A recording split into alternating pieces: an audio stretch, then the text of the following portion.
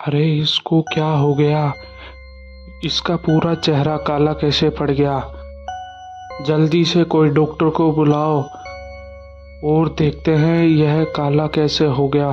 इसका पूरा शरीर काला पड़ने लगा और सड़ने लगा है।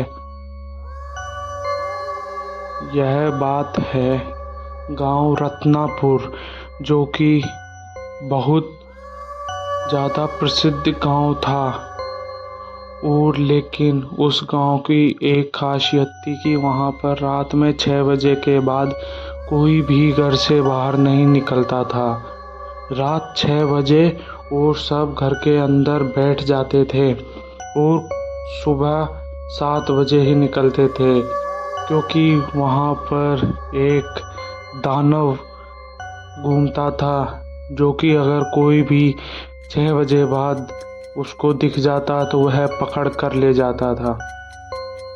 लेकिन एक रात रमेश के घर दोनों झगड़ा कर रहे थे कि मुझे घर से बाहर जाना है, मुझे खेत में पानी देने जाना है। लेकिन उसकी पत्नी विमला उसको मना कर रही थी कि रात के 7 बज गए हैं, तुम मत जाओ। लेकिन वह बोला ऐसा कुछ नहीं होता, मैं बस 1 घंटे में आ जाऊंगा पानी वानी देकर। और वह चला गया। वह रात को 7 बजे घर से निकला था और वह जंगल में होता हुआ जा रहा था। और फिर उसको थोड़ा डर भी लगने लगा। जैसे जैसे वह अपने खेत के नज़दीक पहुंचा, उसे डर नहीं लगा, लेकिन उसे पता नहीं था कि उसके पीछे कोई चल रहा था। वह भी उसके पीछे पीछे चल रहा था धीरे धीरे। और फिर जब रमेश अपने खेत के पास पहुंचा तो उसे थोड़ा अच्छा लगा, क्योंकि उसका खेत दूसरे गांव के नज़दीक ही था। लेकिन वह राक्षस बहुत खतरनाक था। और जब रमेश पानी डालकर सो रहा था, तभी उसे कुछ अजीब लगा और उसको किसी ने खींच लिया। और फिर जब सुबह हुई तो देखा कि उसका आधा चेहरा काला पड़ चुका था और वह बेहोश हो चुका था और अब बोल भी नहीं रहा था। यह सब वह मुखिया बोल रहा था, आखिर क्या हो रहा है गांव में हमारे, यह कैसे हुआ।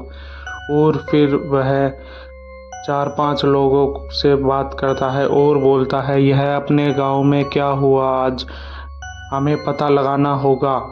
तभी अगली रात मुन्ना, जो कि शहर में रहता था, वह घर आया। रात के 8 बज गए थे, लेकिन उसे इस बारे में बिल्कुल पता नहीं था। तभी उसकी नज़र कुएं के पास बैठे एक बूढ़े आदमी पर पड़ी और वह उनसे बोलता है, चाचा आप इधर क्यों बैठे हो इतनी रात को कुएं के पास, मैं आपको घर छोड़ देता हूँ। तभी वह बूढ़ा अचानक से राक्षस बना और बोलने लगा, ठीक है बेटा। और मुन्ना ने उसका रुद्र रूप देखा और वह बाइक चलाकर भागने लगा और राक्षस भी उसके पीछे पीछे चल दिया। फिर जब अगली सुबह हुई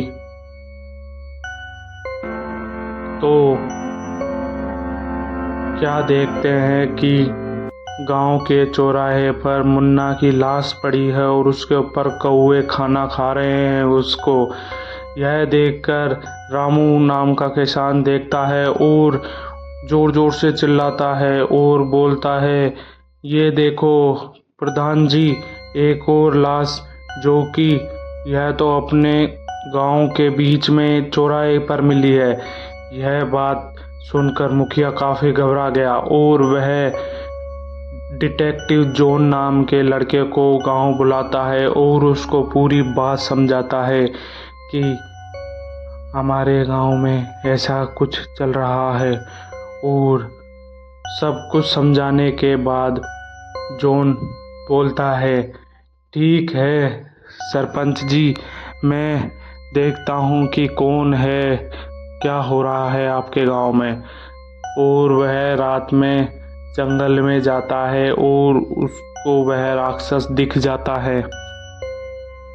वह राक्षस के पीछे पीछे जाता है और सोचता है कि इसने मुझे नहीं देखा है लगता है, और वह उसके पीछे पीछे जाने लगता है।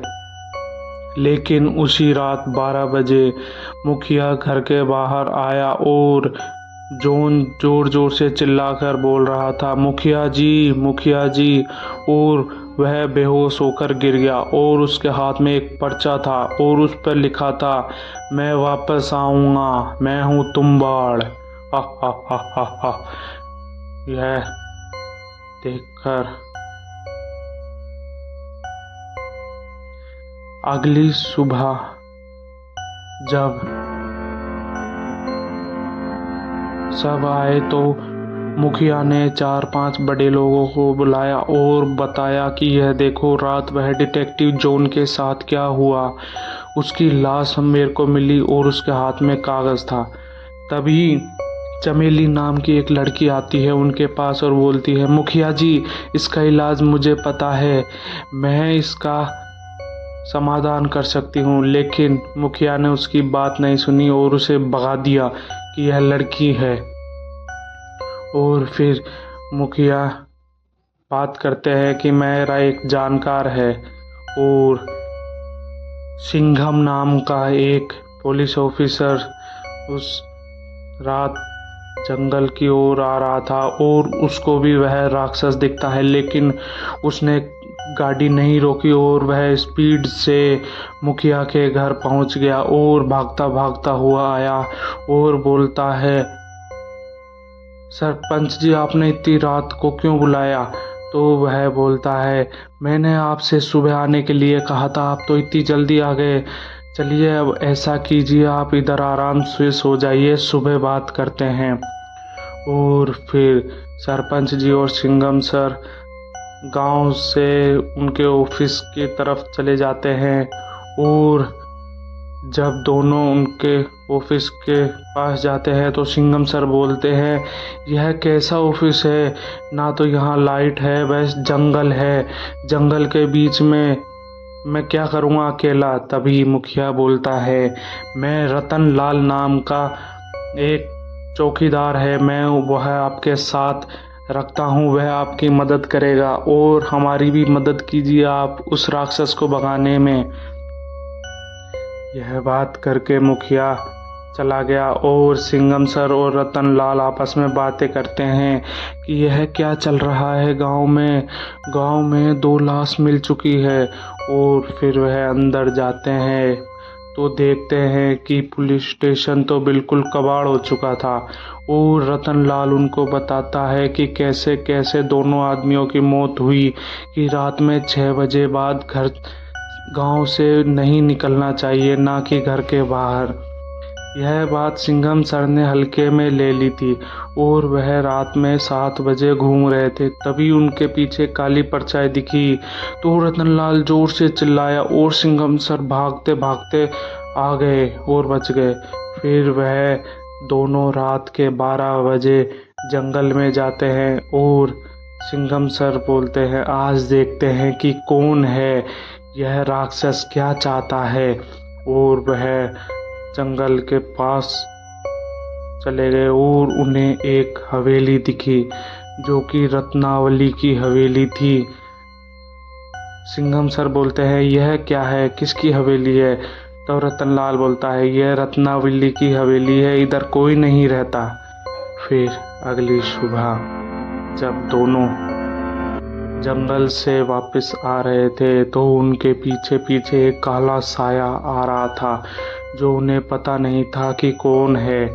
और फिर उस रात रतनलाल घर के बाहर सोया हुआ था, तभी उसे वह राक्षस खींच कर ले जाता है। और उधर सिंघम सर को पता चलता है तो वह भागे भागे आते हैं और देखते हैं कि वह राक्षस रतनलाल को ले गया, और वह भी उसके पीछे पीछे जंगल में उस हवेली के पास चले जाते हैं। और वहां जाकर देखते हैं कि वहां पर काले जादू की अजीबो गरीबे सामान रखे हुए थे। पूरे घर में अक्षर ही अक्षर लिखे हुए थे। यह देख सिंघम सर काफी घबरा गए और उधर से निकल गए। तभी से उसके घर के आसपास काला साया मंडराने लगा, और यह देख उन्होंने मुखिया को और गांव वालों को बुलाया और बोला कि मेरा रतनलाल को वह राक्षस ले गया, और उसने सारी बात उन्हें बताई। और मुखिया बोलता है अब क्या करे जी। तभी वह वापस सिंघम सर उस हवेली में जाते हैं और देखते हैं कि तीनों की लाश उधर ही पड़ी थी।